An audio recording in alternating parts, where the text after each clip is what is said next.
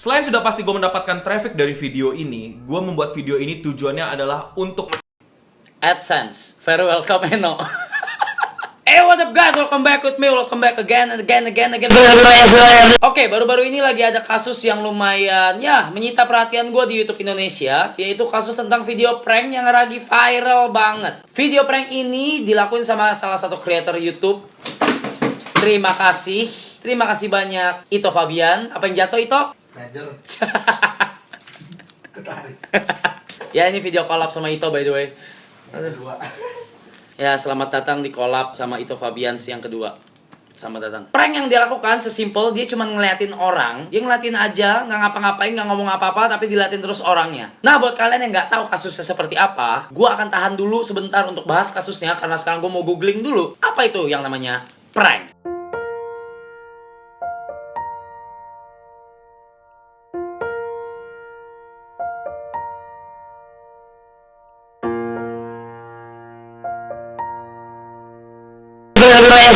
Nggak ngerti artinya? Right, so prank itu yang dimaksud oleh Wikipedia atau yang kalian googling itu adalah yang dimana lu melakukan sesuatu kepada orang lain dan membuat orang lain itu merasa malu ataupun bingung, tapi tidak dipermalukan ataupun dilecehkan. Garis bawah. Contoh prank-prank simple yang biasa kita lakuin sehari-hari di pergaulan atau enggak di pertemanan kalian, dan termasuk gue juga. Misalnya tiba-tiba gue ngumpetin kunci mobilnya Ito, it's a prank. Misalnya gue tiba-tiba umpetin laptopnya Billy, it's a prank. Misalnya tiba-tiba gue umpetin keyboard Eka Gustiwana, it's a fucking prank. Misalnya gue umpetin mantan lu semua, itu banyak banget, nggak muat juga rumah gue. Jadi it's not a prank, it's not a prank. And then tujuan utama dari prank itu adalah for the sake of happiness and laughters. Dimana ketika kita ngelihat orang yang dikerjain itu ngerasa malu ataupun bingung dan dia ekspresinya lucu, ya disitulah letak tujuan utama dari prank. Interesting, right? Interesting, very interesting. Berarti asumsi gua kalau misalnya gua ngelakuin prank ke Ito ataupun ke siapapun dan orang tersebut merasa nggak nyaman, apalagi merasa terancam, berarti ide dari pranknya menurut gua salah atau gagal. Back to the topic, bro. Back to the topic. Oke, jadi gua akan langsung bahas tentang kasus yang lagi terjadi, yang viral tersebut. Ya, let's watch the video now. Kita akan melakukan prank staring. Itu ngeliatin orang tanpa ngomong, ngeliatin orang gitu. ngeliatin doang. Kita dilihatin kayak gitu gak nyaman loh mas. Kita mau juga loh saya.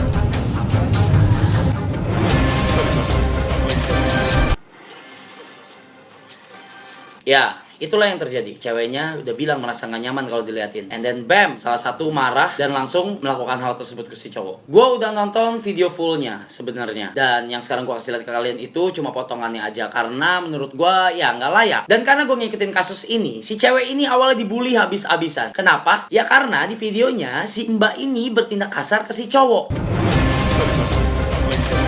Cewek kasar, nggak bermoral, pakai hijab kok gitu, bla bla.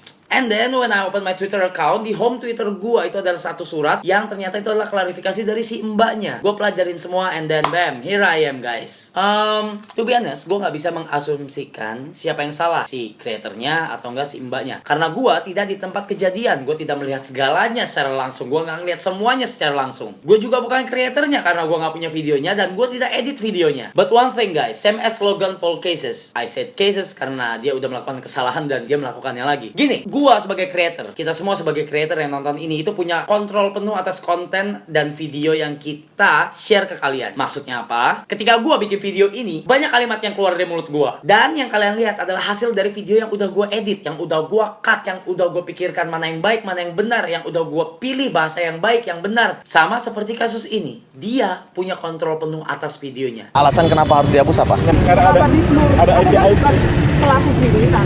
Kan ada IT. Tapi direkam. Iyalah, Kenapa direkam? dokumentasi coy. So, the thing is, si creator ini udah megang datanya dan dibawa pulang. Dan pasti ditonton ulang sama teman-temannya. Mungkin jadi bahan jokes juga sama teman-temannya. Dia bisa memutuskan di situ untuk nggak upload videonya. Barrier pertama jebol. Boom! Dia masukin ke editan. Dia pilih.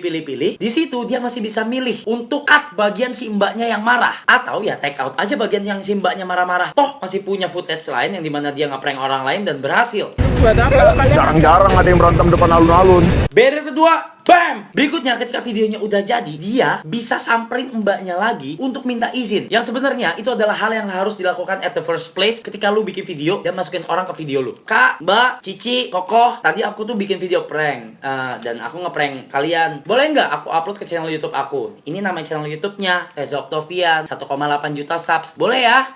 Etikanya seperti itu, guys. Atau ya dengan didikan yang kayak gua kasih ke channel-channel prank yang memang minta masukan dari gua. Lu harus samperin orangnya lagi dan lu bawa surat di mana pernyataan kalau orang tersebut setuju untuk dimasukin ke video dan ditandatangan di atas materai. Itu etika dasar. It's a common sense. Apa lu mau alasan apa? Nggak berani untuk nyamperin orang untuk minta izin. Boleh dimasukin ke video lu atau enggak? Dan lu ngapain bikin prank? Kalau lu udah berani bikin prank, ya lu harus berani untuk minta izin ke orangnya. Kalau enggak ya lu ngapain bikin video prank? Mendingan lu bikin video mencetin squishy. Shootingnya sendiri, ngomongnya sendiri, cium-ciumin juga sendiri. Wangi lo guys, wangi wangi kimia. Empuk lo guys, dipencet empuk banget lo, cium nggak wanginya? Yang enggak lah anjing. Masa gua, ya lo wangi anjing, wangi banget squishy. Yang enggak lah anjing. So ya, yang gue lihat dari kasus ini adalah si mbaknya merasa tidak nyaman, lalu merasa terancam, lalu dia marah. Menurut gue, it's a normal thing. Oke, kalian bisa bilang kalau normal ya nggak perlu pukul-pukul. Ya setiap orang kan gini ya guys, gini ya. Ini yang selalu gue ajarin ke Wendy nih ya. Out of topic sedikit ya.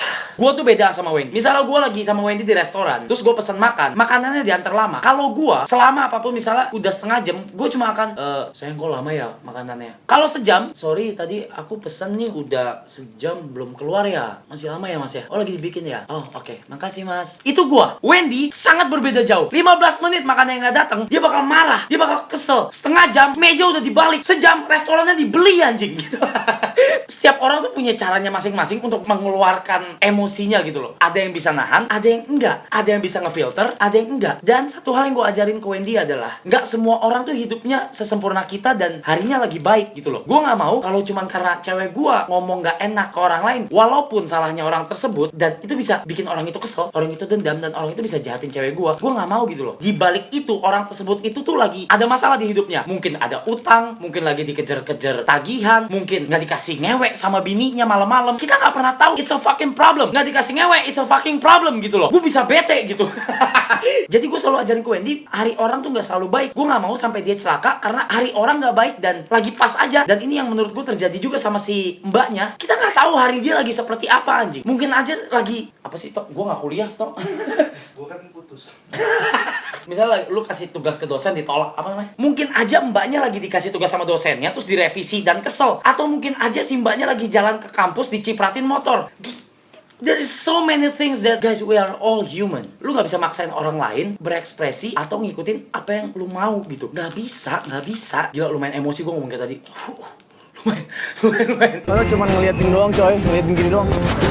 Apa? Lebay. Mbaknya lebay gitu, merasa terancam. Mbaknya lebay gitu, merasa nggak nyaman dengan diliatin. Siapapun kalau diliatin di tempat umum, ya pasti nggak nyaman. Dan itu nggak bisa lu orang bilang lebay, nggak bisa. Jangankan cewek, gua aja sebagai cowok kalau diliatin terus nggak nyaman gitu loh. Apalagi pas lagi kencing, diliatin sama om-om, mendingan cabut anjing. Oke, so yang gua baca dari tulisan klarifikasi dari si mbaknya, si creator ini di luar dari video yang udah di-cut, itu dia maki-maki si mbaknya dengan kata-kata kasar. Sekali lagi gue juga nggak tahu cerita yang bener yang mana, tapi kalau sampai cerita dari si mbaknya bener, si mbaknya dimaki-maki sama si creator ini hanya untuk mancing emosi si mbaknya, hanya untuk kebutuhan video si creatornya, dan akhirnya diupload dan jadi viral, dan memang itu yang dia cari. Gue cuma mau bilang dia adalah creator terkontol 2017.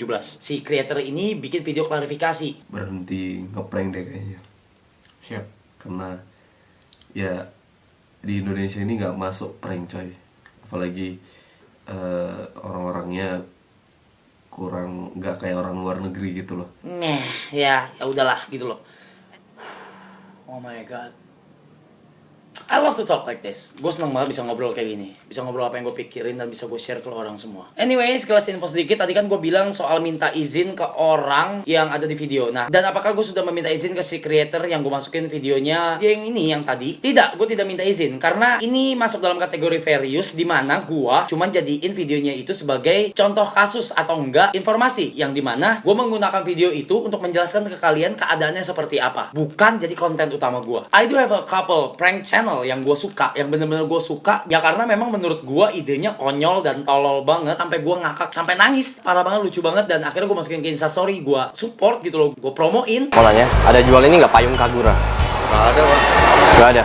Tapi Mas tahu nggak sih payung Kagura yang buat pindah-pindah tempat gitu loh, yang kalau dikeluarin keluar bunyi Tokyo Mogyo gitu. Alright, so yang terakhir dari gue adalah gini, prank in this platform or in this industry is for the sake of a joke or a happiness or a lauders. Tapi apa yang gue lihat sekarang, mostly channel prank di Indonesia itu ngelakuin prank-prank itu cuma buat gaya-gayaan doang. Ya, I can say that, mereka cuma buat gaya-gayaan doang, gaya-gayaan supaya lebih berani, lebih keren, lebih pinter, lebih hebat, lebih kaya daripada orang lain. Kurang lebih sama kayak video ini, sama kayak gua. But the thing is, I'm the best, bitch.